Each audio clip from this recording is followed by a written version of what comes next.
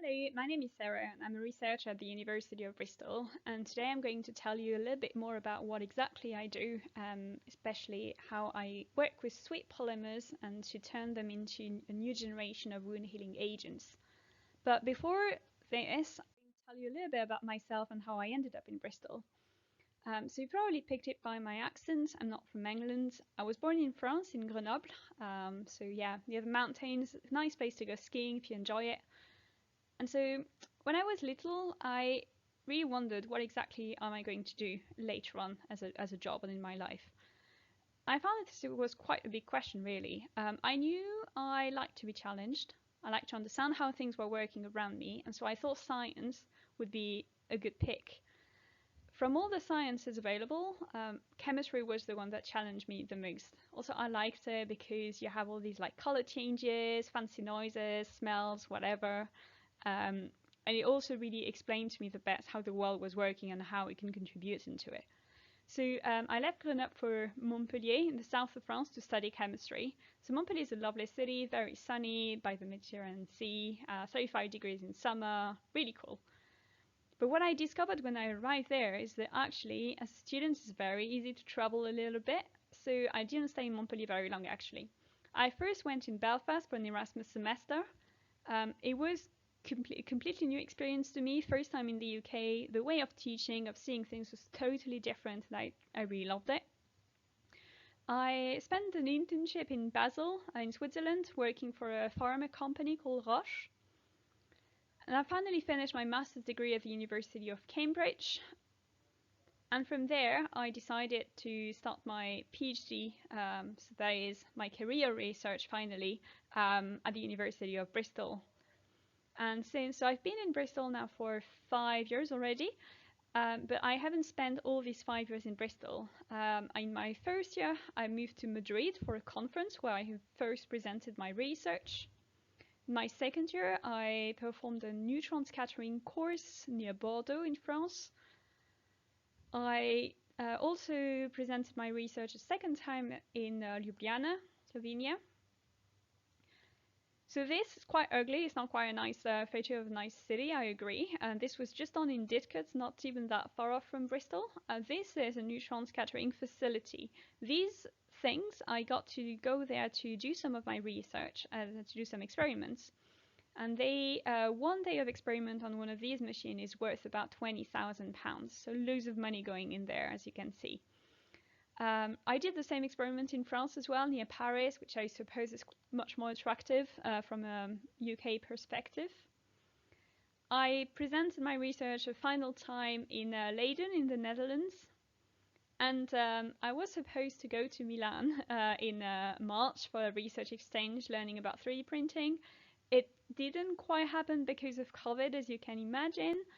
But that was the plan. So see quite a little bit of travel, also quite a bit of flexibility. I am now fully involved into COVID research, which would be by itself a whole lecturate, I guess.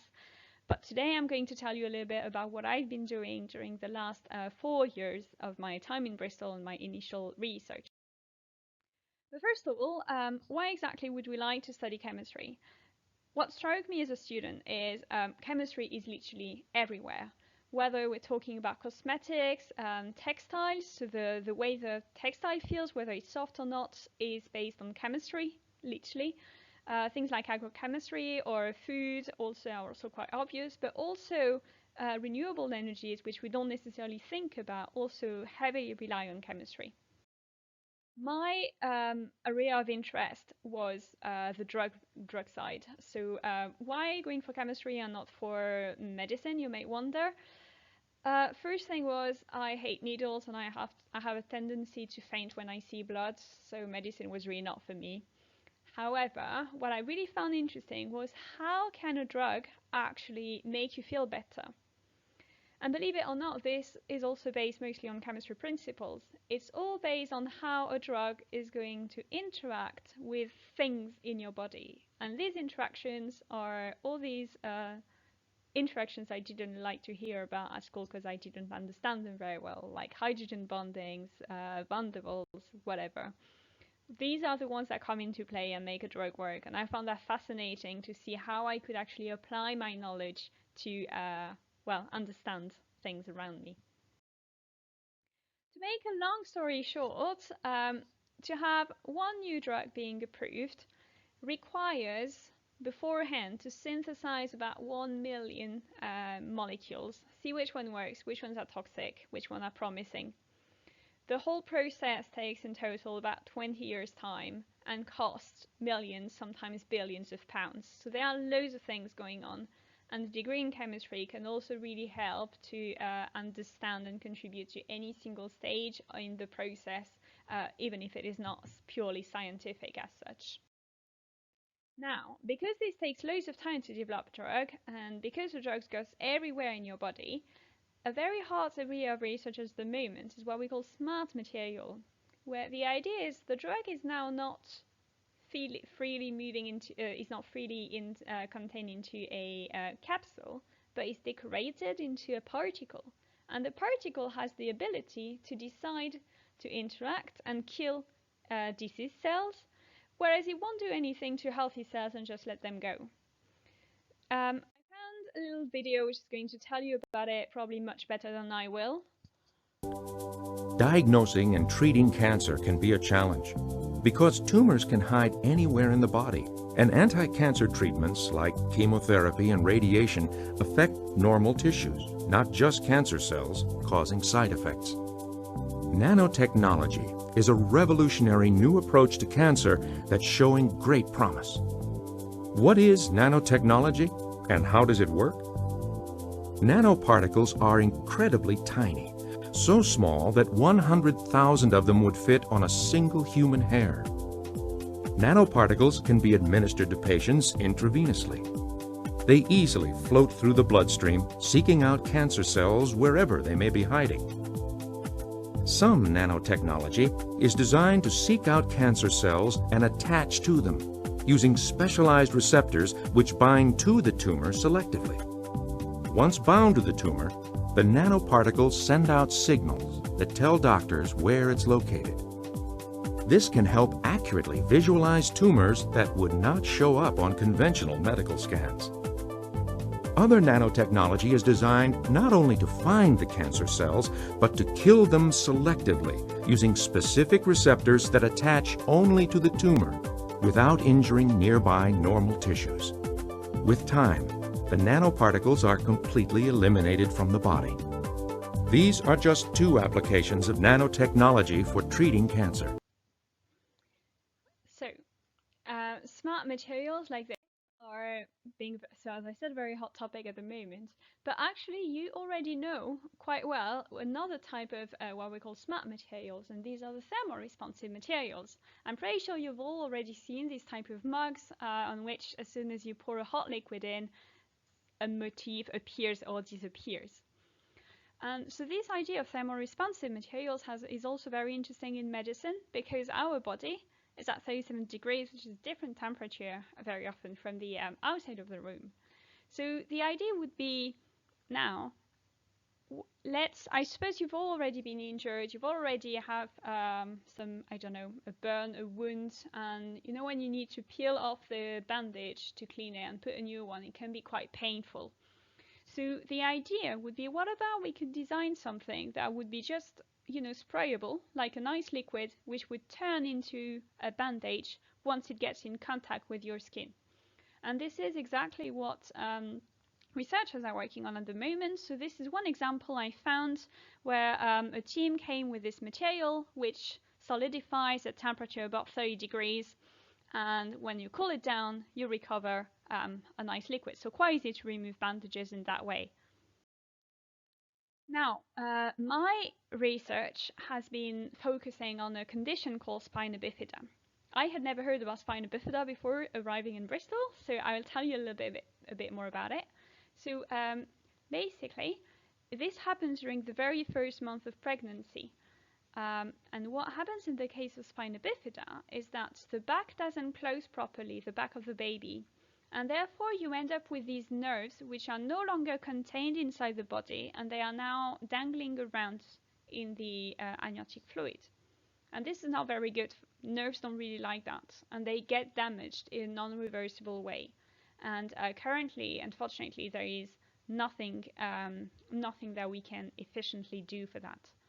So we have to do open surgery. Oh, I should have said, you can close your eyes if you don't like that type of images, sorry.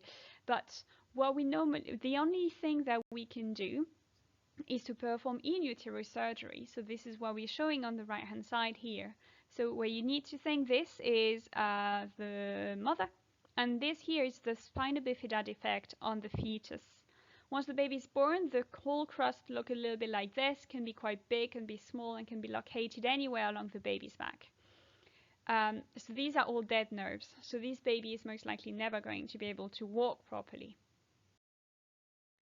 So as I said, currently the only thing we can do is in utero surgery. This is very heavy, this is very dangerous.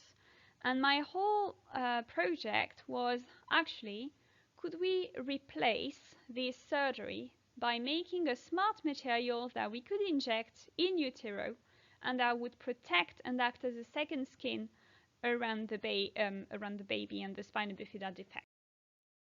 So that sounds quite simple and attractive. Now in practice, as you can imagine, there are quite a few things that needs to be considered. So as we said, we want it to be injected and just find its way to the baby and stick there. Fine. Now, the baby is going to grow. So this whole material is going to have to be elastic. Also, babies don't stand still over the 9 months. They are going to move a lot, and we really don't want the bandage to be adhesive to anything else than to the baby. And finally, when I say in utero, I actually mean a lot of very different elements, and you don't want any of these to interfere with the properties or to destroy your bandage, for instance. So see, that's already quite a few additional things to bear in mind. And our material of choice was a gel. So what's a gel to start with? If I say gel, you may think of any of these materials, and you would be absolutely right. They are all gels, although they behave slightly differently. What do they have in common? So a gel is a polymer solution bearing some sort of functionality, which will be able to be linked together, so cross-linked together, and they are then going to swell in a solvent, in our case, in water. So this is what makes them being somewhere in between a solid and a liquid. And they are very attractive in biomedical application because gel are actually very similar to human skin, as in they are quite soft and elastic, yet quite rigid at the same time. My material of choice was polysaccharide. So what is a polysaccharide? It's a polymers made of several sugar units. So if I say sugar, you're probably all thinking about your kitchen sugar, and that's absolutely fair enough. This is one sugar, but there are many other sugars. This is actually sucrose, but you probably also know about fructose, sucralose, which is, funny enough, a sugar replacement. And if we imagine all these different sugars as a bead of a different color and shape, and we now want to put them together to make a necklace, we're basically making a polysaccharide. You can make long ones, short ones, regular, or completely heterogeneous. You can have branches. This is about as broad as polysaccharides can be, really. So now that I've told you that your kitchen sugar is only one type of sugar, you may wonder, well, then what's actually a sugar? And so sugar is, if you take 6-member drink together, replace 1 oxygen by all the carbons, and then you put OH groups basically everywhere else, and you are pretty much getting sugar.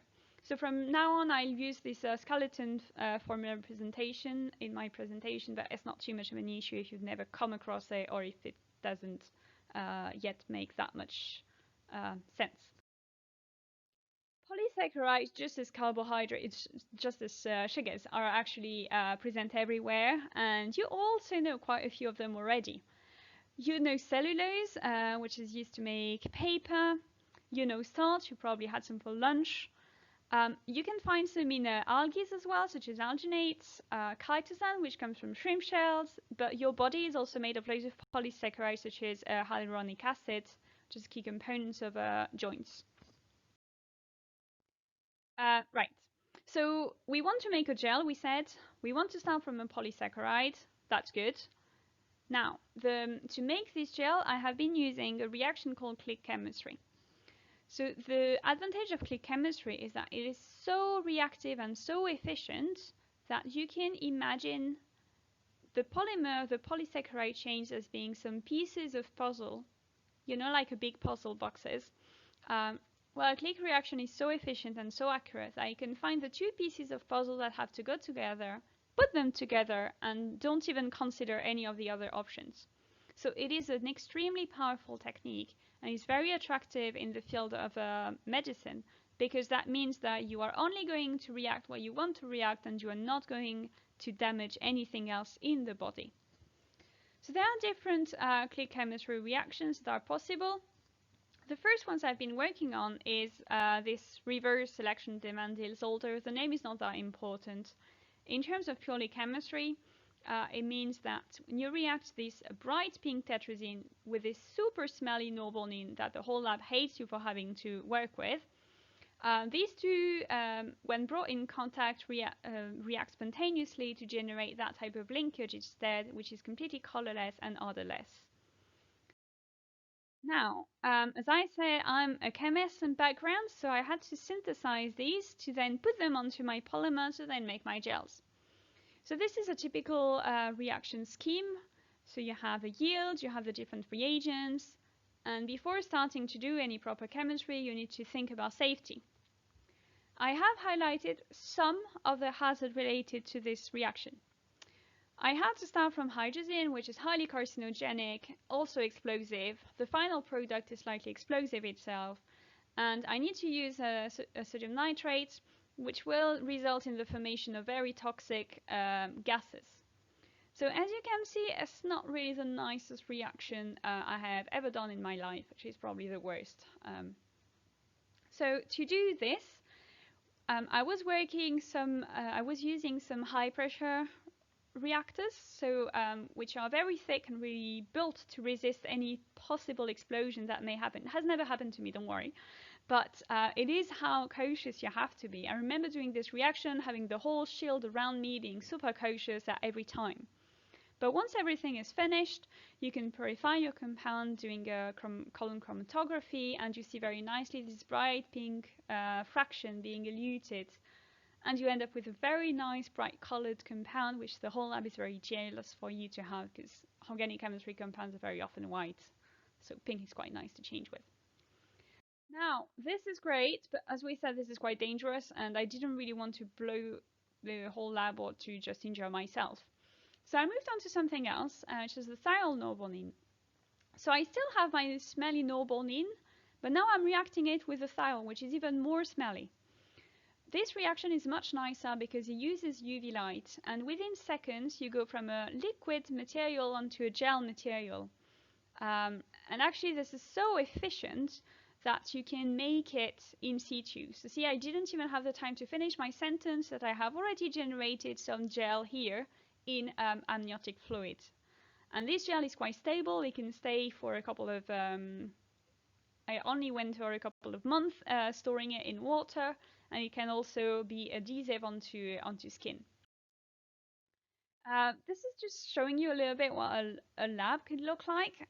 This used to be, at least, my fume hoods. So you can see the bright pink tetrazines right here.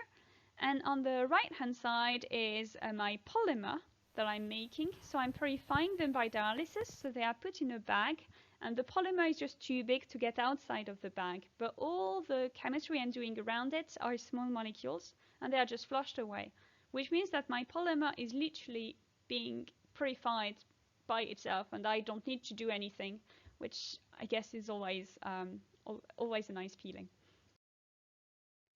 So I told you quite a bit about a gel. I've showed you some photos. I'm now going to show you a little bit more what a gel actually looks like, how we analyze them, and what I have been doing. So if we go inside a hydrogel, so using electron microscopy, we can see that a gel is actually made of these honeycomb-like structures. So you have very big pores, which is where the water basically can be contained. So, and if you go on the edges, sometimes you can get some nice fibers and then can get very pretty images. So this looks a little bit like flowers. So that's just an illustration, one part of my gel sample. What I'm showing here on the right-hand side is way less explicit. I totally agree. These graphs are actually the data that I obtained from my neutron scattering experiment. So this is what I got from the 20,000 a day worth of 20,000 pounds worth a day of experiment. So you get these type of graphs. And actually, after processing, they give you information on the gel structure down to the angstrom scale. So quite accurate, really. Obviously, the second thing I was very interested in is, as these materials are intended for biomedical applications, we want to see how they behave in, well, with cells, first of all, and with tissue. So I have been working with some skin fibroblasts that you see here stained in green, and they are very happily growing onto my gel substrates. I also worked a bit with placenta cells that I obtained from hospitals. In purple is the gel, and same thing. You can see that the cells are happily going on the gel or on the plate. They don't really mind. And this is a little bit more of arty photos of these gels with the cells that I quite, yeah, that I find is quite nice to show.